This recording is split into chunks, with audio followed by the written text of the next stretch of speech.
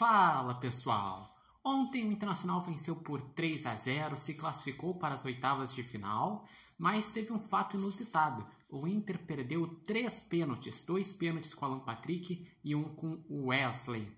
Mas esses jogadores se redimiram ao longo da partida, porque o Alan Patrick, que perdeu 2 pênaltis, deu um gol e uma assistência, e o Wesley fez um golaço e quebrou seu jejum de não fazer gols nessa temporada.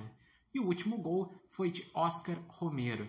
Assim como o jogo da ida, o volume de finalizações, chances na direção do gol, posse de bola, foi bem maior do Inter do que do Maracanã. A diferença é que nessa vez o Internacional não teve gols anulados e alguns até mal anulados como teve na primeira partida.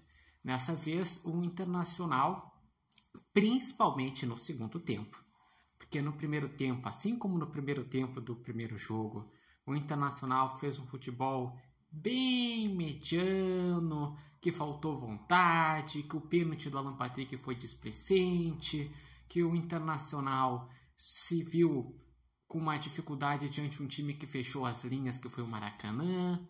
Mas na segunda etapa, daí sim, Alan Patrick apareceu, Wesley apareceu, Oscar Romero apareceu, o Inter teve toque de bola no campo ofensivo, o Inter foi lá e fez os gols. E vamos fazer um destaque. Esse goleiro do Maracanã mostrou que depois desse jogo, muitos clubes podem ficar interessados por ele. Porque além de pegar um pênalti do Alan Patrick no jogo de ida, ele pegou 2 pênaltis no jogo de volta e outro foi na trave. Ele fez várias defesas no jogo de ida e no jogo de volta. Então mostrou-se um destaque. Em relação às penalidades, todos os pênaltis marcados realmente foram pênalti. Porque foram descuidos do sistema defensivo do Maracanã. Quanto ao Inter, o Inter precisava realmente fazer um placar mais elástico, precisava de uma melhor atuação e conseguiu pelo menos no segundo tempo, porque daí trouxe confiança para o Wesley, que ainda não tinha feito gols, confiança para o Romero, que ainda não tinha feito gols. E o Internacional, como falei no vídeo passado, ele está numa sequência de decisões. Teve a sequência iniciada com esse jogo da Copa do Brasil, passou. Não foi brilhante, perdeu pênaltis, passou. Agora tem no final de semana, no domingo, o jogo contra o Sport fora de casa. Um Sport que até agora não ganhou no Campeonato Brasileiro. Um Sport que vive crise, mas que sempre é difícil jogar lá na Ilha do Retiro. E o Internacional muito provavelmente vai preservar alguns jogadores pensando no confronto de quarta-feira contra o Bahia.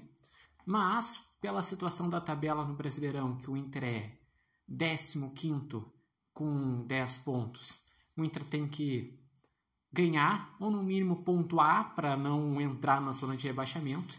E depois, como falei, no meio de semana, vai ter o jogo na Libertadores da América, que vai ser um jogo bem complicado contra o Bahia.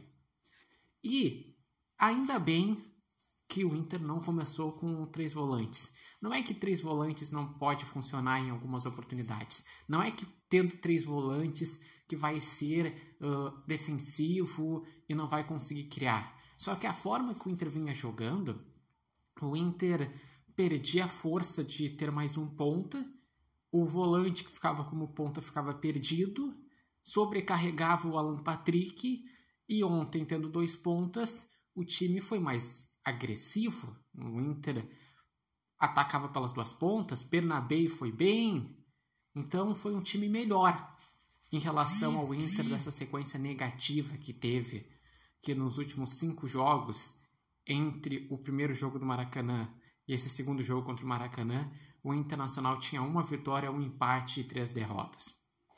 E eu gostaria de saber de vocês, o que acharam da partida, dos destaques, sobre essa situação dos pênaltis. Vocês acreditam que isso também é uma questão que o Roger vai ter que administrar para os próximos jogos? Porque errar 3 pênaltis também tira a confiança nesse quesito.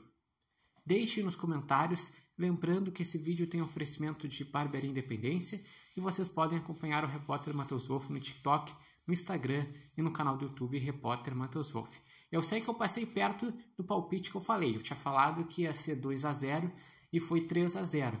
Mas os dois jogos mostraram que se o Inter tivesse numa fase melhor e com uma pontaria mais afiada, era para ter sido goleada nesse jogo, que nesse, se acertasse os 3 pênaltis, era 6-0, fora outros lances que errou. E no jogo de ida também. Era para pelo menos ser uns 3-0, porque teve um gol mal anulado, teve pênalti perdido. Enfim, pelo menos ganhou com bom placar, não tomou gols e avançou de fase. Vamos agora aguardar, porque só mais adiante, só depois da parada do Super Mundial, que vamos saber o adversário das oitavas de final. E agora temos ainda mais 3 jogos no Brasileirão e um jogo na Libertadores da América.